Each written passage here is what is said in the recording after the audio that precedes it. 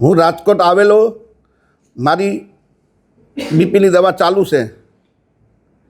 દવા લેવા આવેલો મને અમારા એક આગેવાનનું, જે દેવદાનભાઈ મુસળિયા છે, એમનો મને ફોન આવેલો કે મને અનુજસિંહ બાપુનો ફોન આવેલો છે અને આપણે અનુજસિંહ બાપુને મળવા જવાનું રીબડા છે.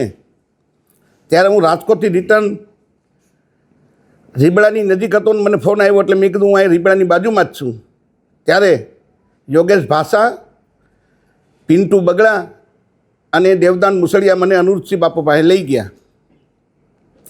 અનુજસિંહ બાપુ પાસે લઈ ગયા અને મને એવું કીધું કે આપણે ગોંડલ જવાનું છે. જેમ જયરાજસિંહ જાડેજા અને ગોંડલ ગણેશ રીબડા આવ્યા અને અમારી આબરૂ કાઢી, એમ આપણે જયરાજસિંહ બાપુની આબરૂ કાઢવા જવાની છે. તો મને થોડોક રોષ હતો કે મારા દીકરાનું અપહરણ કર્યું, મારા દીકરાને માર્યો. એના અનુસંધાનું એને વાતમાં આવી ગયું. લડાઈ ગોંડલ 20 રીબડાની હતી.